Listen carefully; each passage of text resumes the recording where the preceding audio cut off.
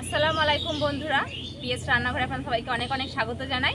আজ আমি আমার বাগানে এসে দেখছি প্রচুর পরিমাণে আম হয়েছে গাছে। এই আমগুলো দিয়ে আমি আজকে একটা আচার বানিয়ে দেখাবো, আমের তেল ঝাল। আচারটা বানাতে কিন্তু খুব বেশি মশলার প্রয়োজন হয় না, অনেক কম মশলার মধ্যেই আচারটা আমি আজকে বানিয়ে দেখাবো। আর 1 বছর পর্যন্ত সংরক্ষণ করার টিপস আমি আপনাদের বলে দেবো।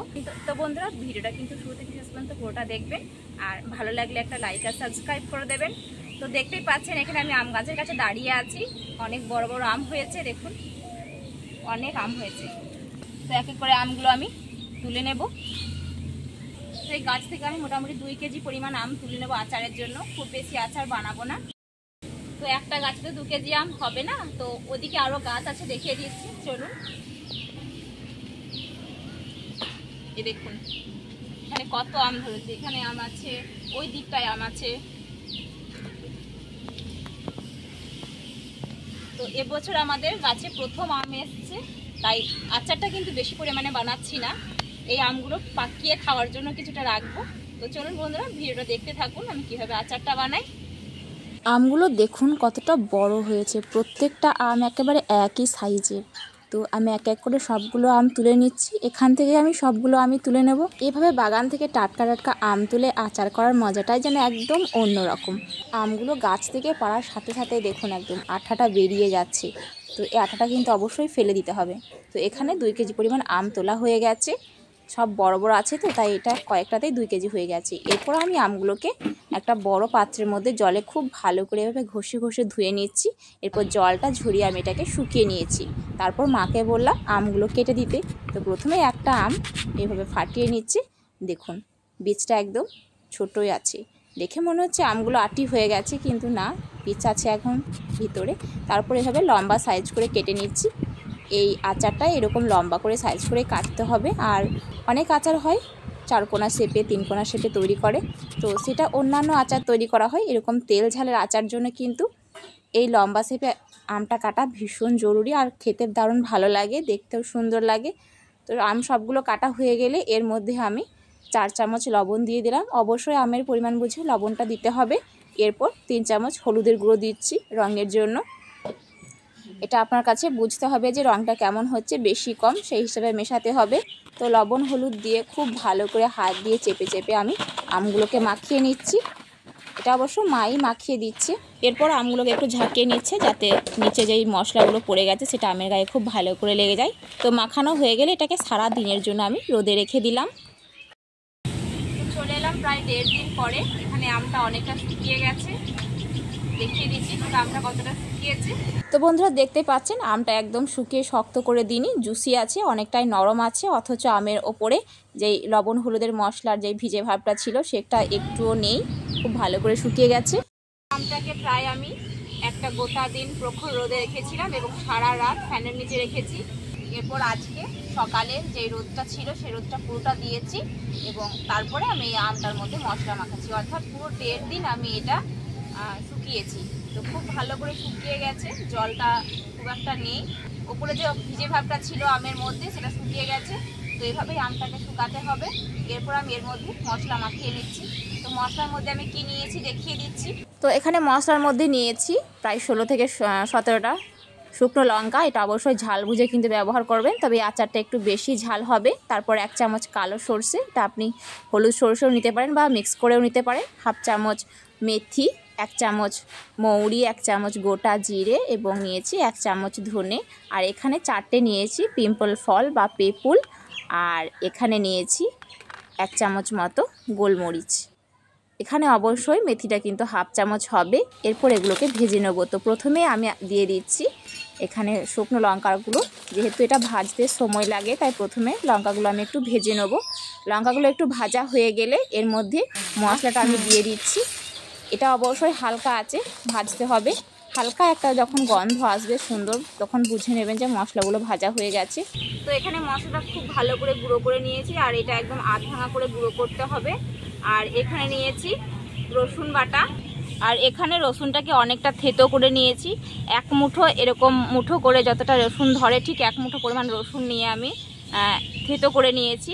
আর এখানে নিয়েছি 2 চামচ কালো জিরে। তো ব্যাস এই কয়েকটা মশলা দিয়েই আজকে আমি এই তেলের আচারটা বানাবো, অসম্ভব মজার হবে খেতে বন্ধুরা। তো আপনারা ভিডিওটা দেখতে থাকুন।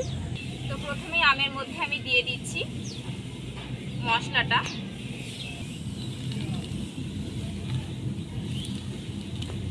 তো এখানে আমি কোনো রকম লবণ আর ব্যবহার করছি না, হলুদ লবণ, কারণ আমটা শুকাতে দেওয়ার আগে আমি লবণ হলুদ দিয়ে দিয়েছিলাম। তো পুরো মশলাটা আমি এর মধ্যেই দিয়ে দিলাম। তারপর দিয়ে দিচ্ছি, দেখুন রসুনটা থেতো করেছিলাম, সেটা একেবারে 1 মুঠো পরিমাণ রসুন। এই রসুনটাই কিন্তু দেওয়ার জন্য আচারটা অনেক মজার হবে, আর অনেক দিন থেকে থেকে এই রসুনটা অনেকটা গ্রেভি হবে। তো পুরোটা দিয়ে দিচ্ছি। চেষ্টা করবেন রসুনের পরিমাণটা অনেকটাই ব্যবহার করার। এখানে 2 কেজি পরিমাণ আমের জন্য আমি 1 মুঠো রসুন নিয়েছি, তো সেই হিসেবে আপনারা মাপটা করে নেবেন। তারপর এর মধ্যে দিয়ে দিচ্ছি কালো জিরে। এই কালো জিরে যদি আমের মধ্যে দেওয়া হয় তাহলে আচারের স্বাদটা কিন্তু অনেক গুণ বেড়ে যায়। তারপরে নিচ্ছি একটা 500 ml তেলের বোতল, এটা সরষের তেল। এটাকে আমি প্রায় অর্ধেকটা দিয়ে দেব। তেলটা আমি দিয়ে দিচ্ছি। যত তেল থাকবে এই আচারটা তত সুন্দর হবে। তো দেখুন অর্ধেকটা আমি দিয়ে দিলাম, প্রায় অর্ধেকটা দিয়ে দিয়েছি। আর অর্ধেকটা আমি যখন এই আচারটা বয়ামের মধ্যে ভরবো তখন দেব। তো মশলাগুলো সব দেওয়া হয়ে গেছে, এই কয়েকটা মশলার আচারটা হবে। তো এরপর আমি মশলাগুলো সব হাত দিয়ে খুব ভালো করে মাখিয়ে নেব। তো খুব ভালো করে হাত দিয়ে মাখিয়ে নিচ্ছি। আপনাদের যদি হাতে অসুবিধা হয় তাহলে এটা হাতে গ্লাভস পরে মাখাতে পারেন, তবে চামচ দিয়ে বা খুন্তি দিয়ে এটাকে মাখানো যাবে না, অবশ্যই হাত দিয়ে মাখাতে হবে।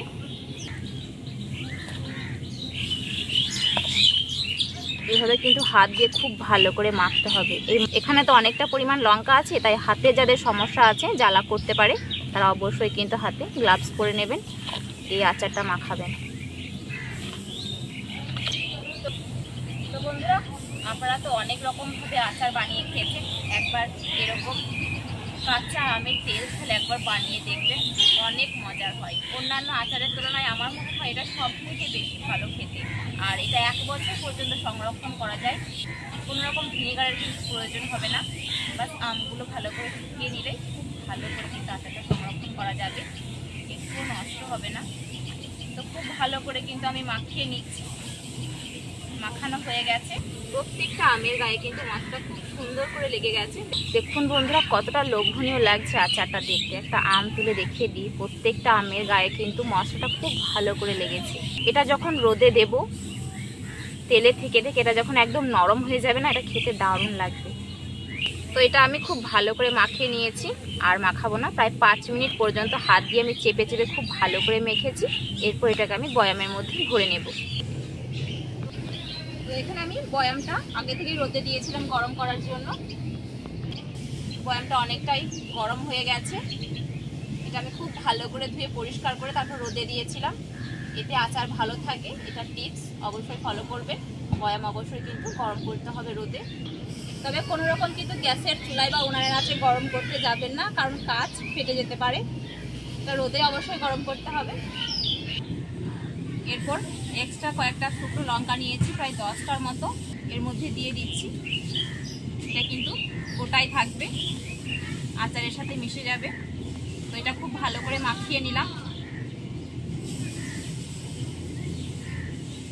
এরপর আমি বয়ামের মধ্যে ভরে দিচ্ছি আচারটা ডাইরেক্ট। এতটা লোভনীয় লাগছে, এখনই মনে হচ্ছে খেয়ে ফেলি।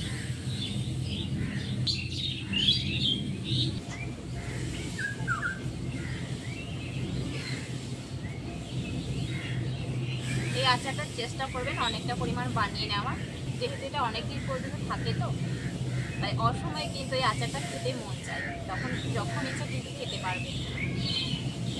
তো এখন প্রচুর পরিমাণে কাঁচা আম পাওয়া যাচ্ছে, তাই অনেকটা পরিমাণ বানিয়ে কিন্তু বাড়িতে রাখতে পারেন। পান্তা ভাতের পাশে এই আচারটা কিন্তু দারুণ লাগে। একদম সম্পূর্ণ গ্রামীণ পদ্ধতিতে আমি এটা বানিয়েছি। আমার মা যেভাবে বানায় ঠিক সেভাবে বানিয়েছি। পুরো মশলাটা আমি এর মধ্যে একদম পরিষ্কার করে দিয়ে দিচ্ছি।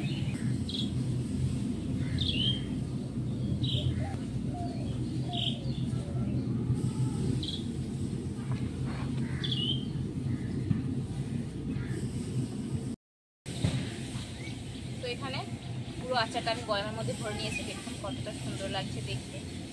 এটা অনেকটা বড় বয়াম আছে, তাই অর্ধেকটা হয়েছে। এই বয়ামটা দেখে মনে হচ্ছে অনেকটা ছোট, কিন্তু এটা অনেকটাই বড়, অর্ধেকটা করেছি। 2 কেজি আমি অর্ধেক হয়েছে। যদি আমি বয়ামটাকে ভর্তি করতে চাই তাহলে আমাকে মনে হয় 5 কেজি পরিমাণ আম নিয়ে আচারটা করতে হবে। তো কম পরিমাণে করেছি, তার জন্য অর্ধেকটা লাগছে। এরপর এতে আমি যে এক্সট্রা তেলটা রেখেছিলাম সেটা দিয়ে দেবো।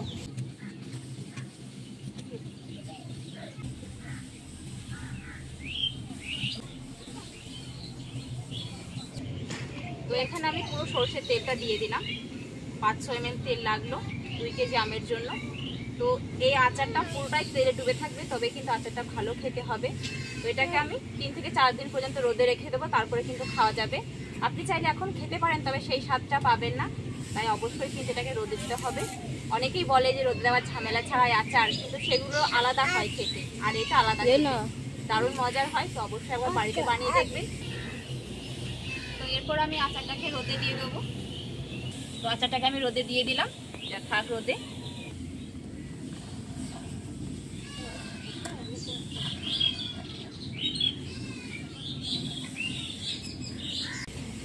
শেষ পর্যন্ত দেখার জন্য আপনাদের অনেক অনেক ধন্যবাদ। দেখা হচ্ছে আবারও কোনো একটা রেসিপিতে। আল্লাহ হাফিজ।